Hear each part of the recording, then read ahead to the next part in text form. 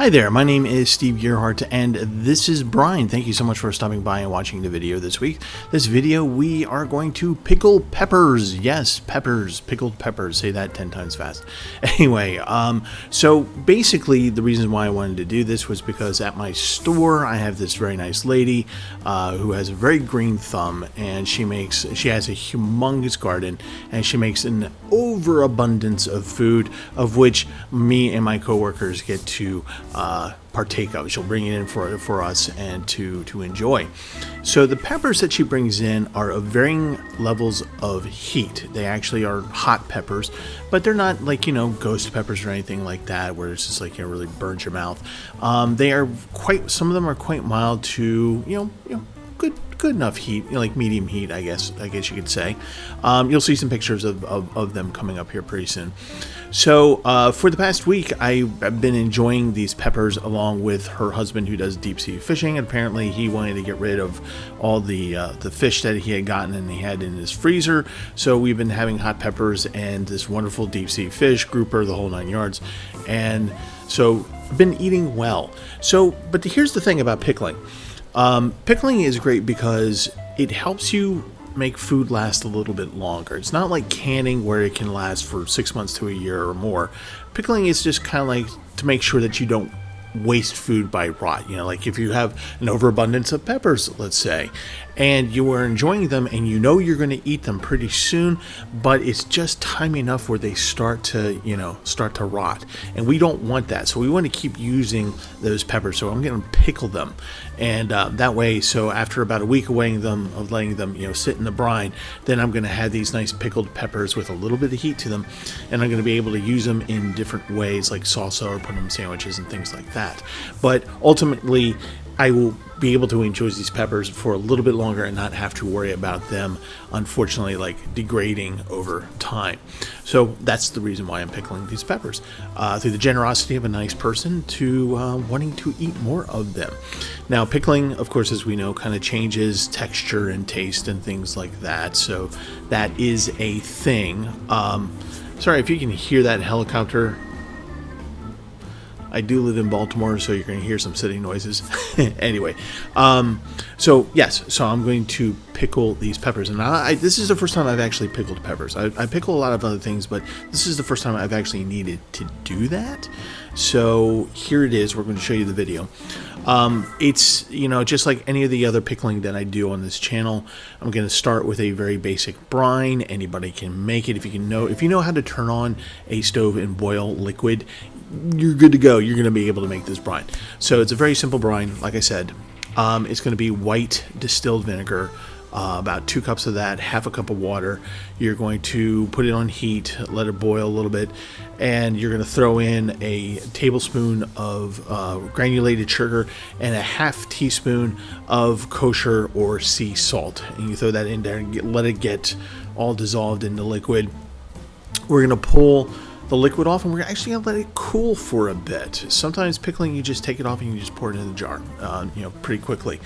The other thing we're going to do while that is cooling is that we're going to take the peppers themselves. Now, I have already cut them, and so then when I throw them into the skillet or the pan, we're just going to put them in there for about 5 minutes so that the skin of the peppers turn a little bit brown. The reason why we want to do that is so that we release the juices of the pepper, so the pepper will give up its wonderful tastes and oils and things like that off, so that when we put it actually into the jar and we pickle it, those flavors get to commingle with the process.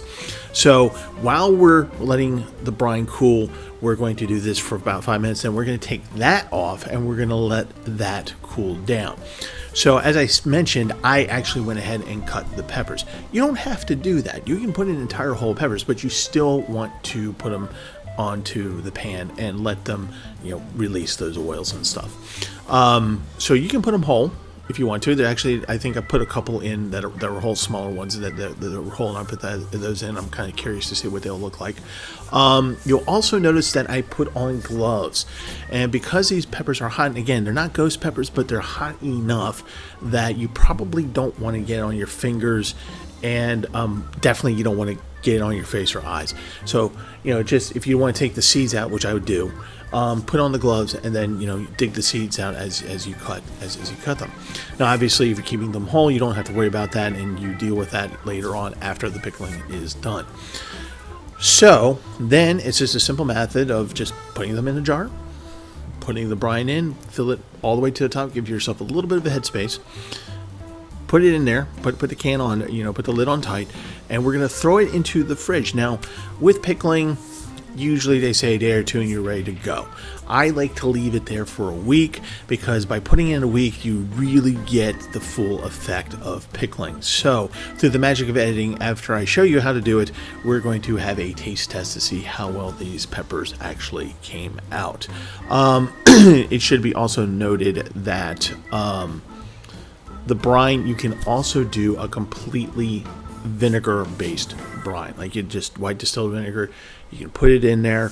The reason why you might want to have sugar is if your peppers have enough heat to them, or that if you want to change the taste to them to make them a little bit more sweeter. And I do mean a little bit. And it does kind of round off the edge of the heat of the peppers a little bit. So that's why I put the sugar in and the salt in there. You don't actually have to do that. You can actually just not heat the brine, not make like a heated brine and dissolve anything. You can actually literally just take white distilled vinegar and pour it into the bottle after you cut up or place the peppers in there. Let's see, anything else that I might be missing here? No, I don't think I am. Oh yes, as always, make sure your jars are sterilized. You can throw them in the oven for about 400 degrees for about 20 minutes. That should take care of it. You could run them through the wash, make sure hot water, yada yada yada, sterilize them. But remember, we're pickling, not canning, so you don't have to go through all those extra steps. You can if you want to, but if you're like me, where that's not really a thing I need to do, pickling is just fine. But just make sure that your jars are clean and sterilized before you use them. All right, so I apologize for the video of making the actual brine and putting everything together. I was having a problem with the computer here that day, putting it all together. I am actually on day 3 of the pickling, so pretty soon here we'll be able to taste them. But so apologize for the video, but still at the end of these pickling videos, I'm going to give you the whole directions, what you need, and yada yada, all that good stuff. And then after that, we'll see how they turned out. I'm sure they turned out fine. One of the things I'm really looking forward to doing with the pickled peppers is maybe make a salsa out of them. That'd be kind of cool. Oh, I'm sorry. I completely forgot. So when you put the peppers into the jars, put about 3 cloves of garlic in each jar that you're going to use. Cut them in half. You don't need to mash them up or dice them up. Just cut them in half. And once the brine gets in there, then it's going to activate the garlic. And that's another thing that you can do that will help round out the heat of the peppers. Now, here's the interesting thing for those of you who might be doing this for the first time. It sounds easy. It is easy. Again, if you can boil liquid, then that's like 90% of it right there, literally. So the brine that I'm going to show you is a very basic brine. With hot peppers, you can use all manner of other types of things that you can throw in there. Mustard seeds, dill, whatever herbs you want to throw in there, that you can do that as part of the pickling process. But here's a basic brine, so that once you feel comfortable, you can do those things, and they will impart the flavors onto the peppers. So just to throw that out there. So without further ado, let's go make some pickled peppers.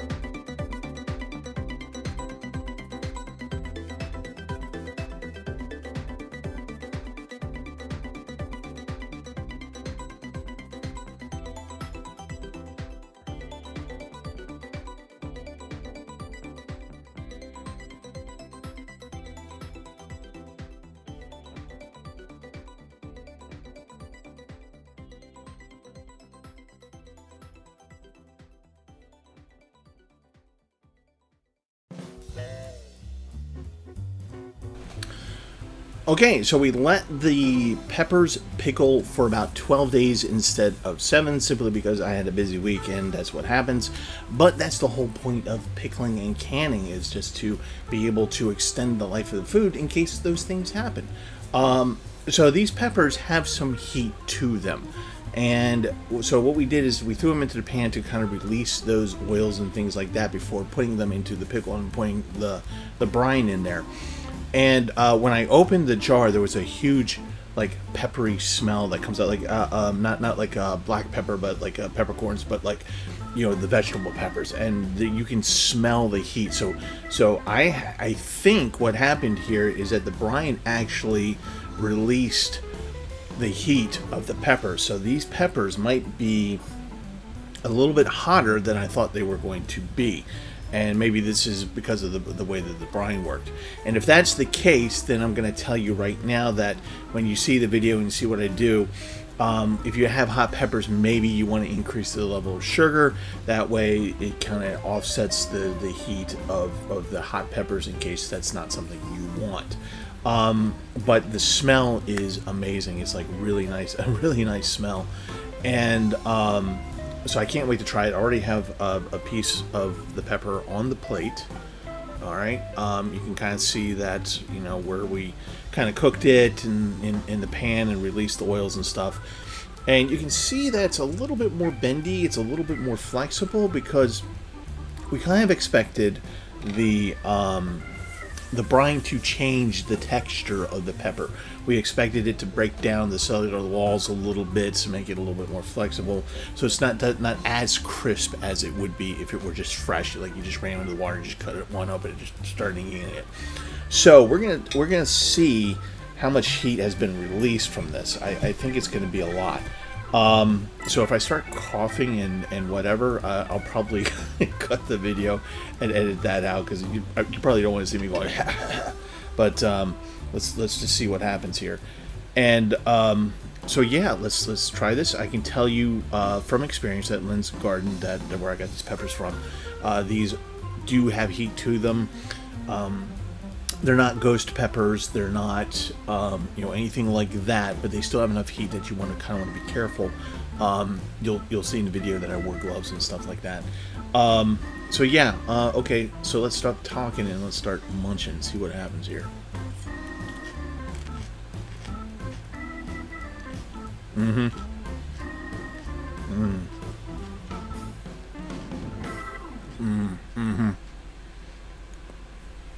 Definitely, definitely a lot of more heat is pulled out. The brine pulls it out after you cook the skin, break down the skin. So it is going to increase the level of heat for the pepper a little bit. So if you're putting in hot peppers and stuff, that's going to be a thing. But the brine itself gave the pepper a good taste. It still had, you probably could hear it, still had a good crunch to it. I see this as almost a sweet hot pepper, if you will. Almost like that, almost to that point. It's very delicious, actually. I really enjoyed that taste. Let me actually finish this up.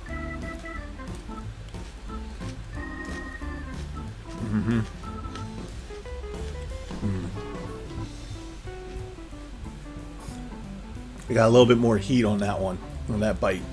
But as you can see, I'll just show you the jar here. So I'm thinking that the way that this brine turned out and the way that these peppers turned out, these are going to be good on deli sandwiches, right? So you can probably just, like, if you have like a hoagie, a sub roll, you can probably just lay the entire length of one down on top of your sandwich, with the meat and cheese and all that. I see this as a as a relish. Definitely, oh yeah, definitely a relish. Ooh, this will be good on a hot dog. Like, chop it up as a relish and put it on a hot dog. Like, give yourself some heat on your hot dog. Okay, so basically what I'm telling you is that this was a success. I wasn't sure how this was going to turn out, but it looks like it is pretty good. Now, I'm going to be very curious because I did put a whole pepper in here, but it is a hotter one, this guy. So, I don't know. We'll see. We'll see.